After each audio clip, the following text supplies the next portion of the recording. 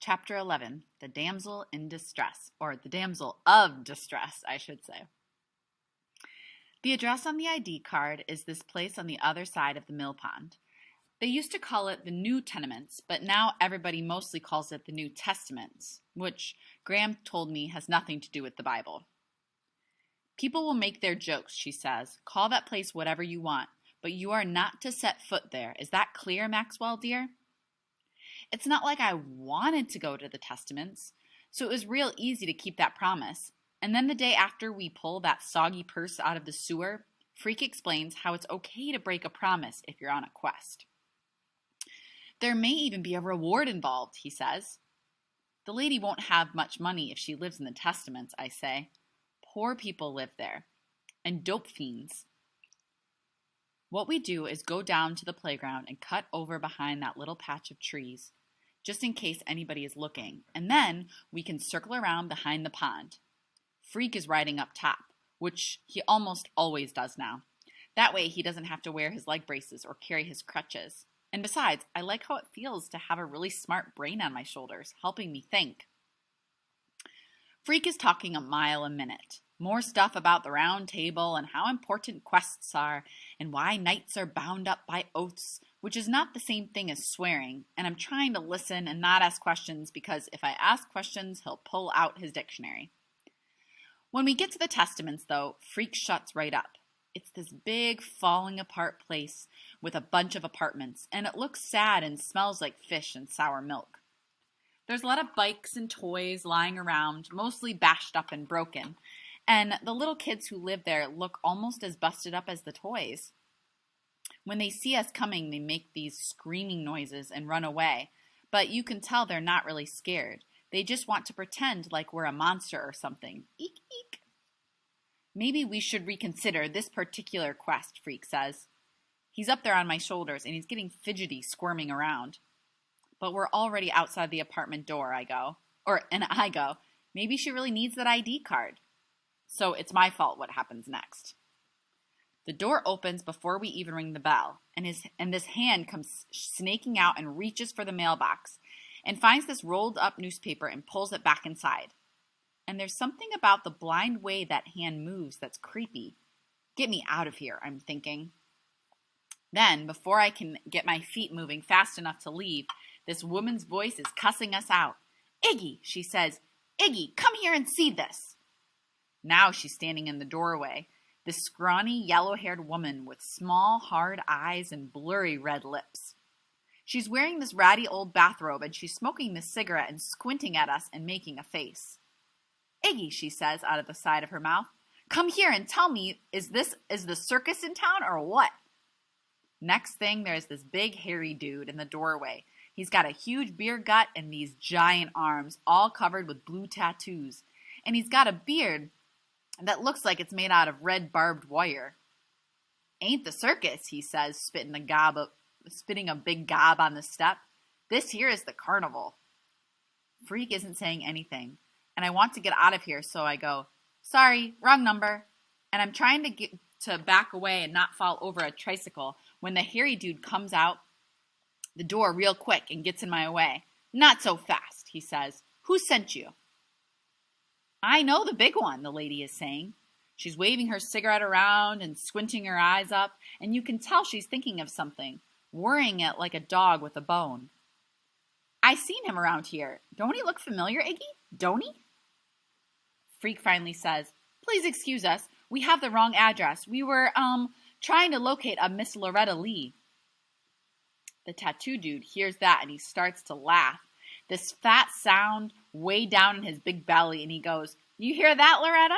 This an old flame of yours, or what?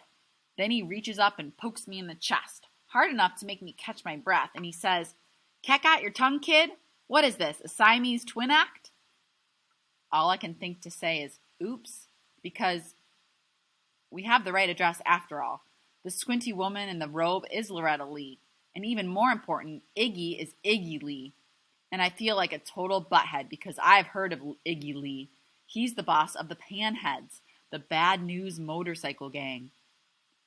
We found your purse, Freak blurts out, And he tosses down the purse, and Iggy Lee catches it with one hand, and he gives Loretta this secret look like he's going to have some fun here.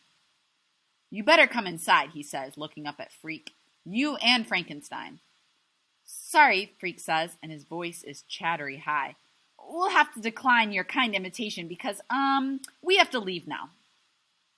Loretta flicks her cigarette butt at my feet, and she says, Iggy says come inside. You better do it. So we go inside. I have to take Freak off my shoulders so we can get in the door, and that's when Loretta looks at me real hard and she says, I know that one. It's like a flash from the past, Iggy. You know him? Iggy isn't paying any attention to her. He's poking at this ratty chair and he says, Sit down. It makes me nervous looking up. Loretta comes around and she says, Don't be making Iggy nervous. Not this early in the day.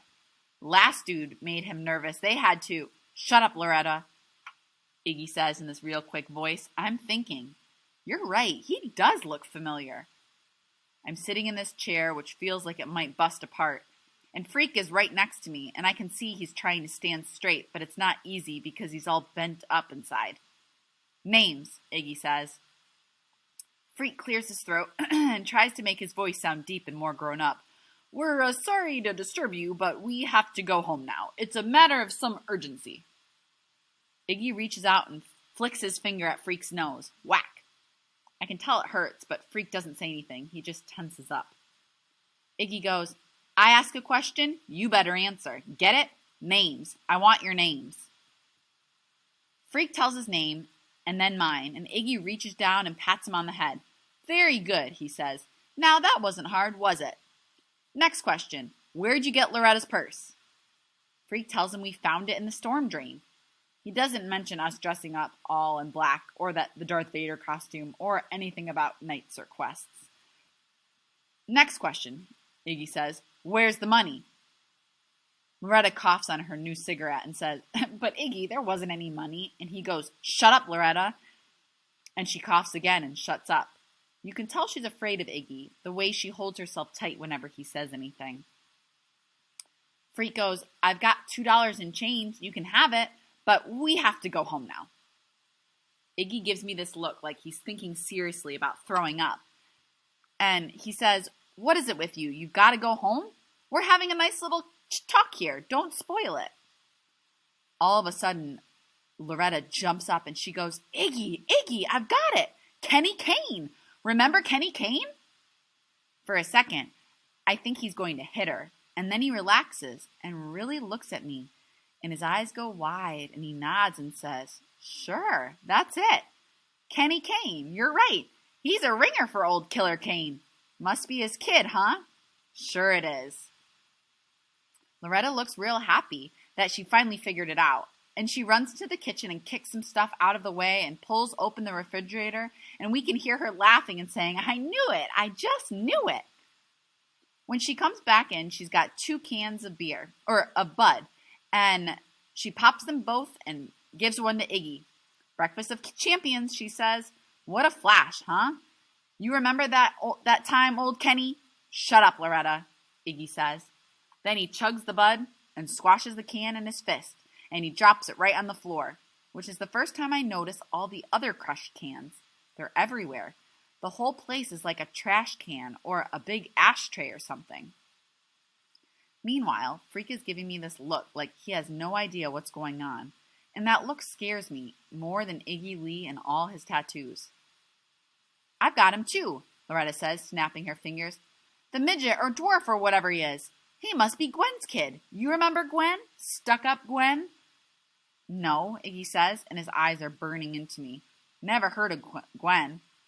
Loretta goes, Doesn't matter. What a flash this is. Kenny Kane. Time flies, huh, Egg? I can remember when these two were born. And then, what was it? A couple years later, Kenny does his thing and he's in the yard, right? Doing time? Iggy says, That he is. I know a guy who knows him inside. He gives me this creepy look and he says, You go up there to visit your old man? You tell him Iggy says hello, okay?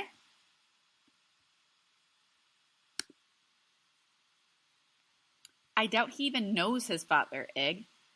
He was only a little kid when it happened, right? I don't say anything, and Freak is looking at me like he's never seen me before. And then Iggy says, Killer Kane, what a tough hombre he was. Loretta says, I heard he's seen the light in there. He's got religion, is that true? I don't know. Iggy snorts and says, he don't know. You don't know much, do you? I shake my head. Loretta says, he's some kind of retard, Ig. He don't even know how big and strong he is, I'll bet. She pokes Iggy or tickles him in this strange giggly voice, and she says, why don't you find out? Find out if he's as strong as he looks. Iggy scowls and goes, give me a break, Loretta.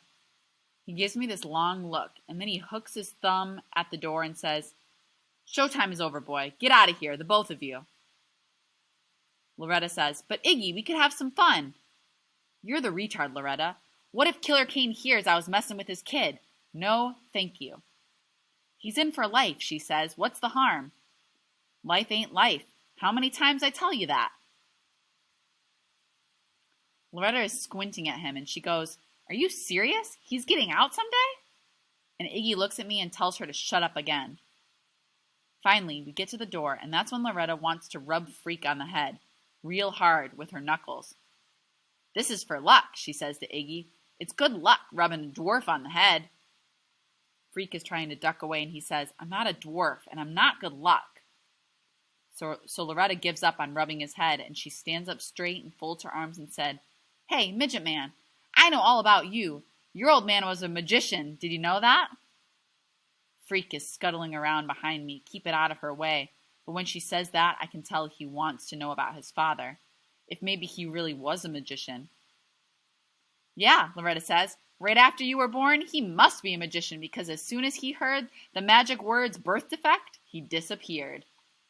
A second later, Iggy shoves us out the door.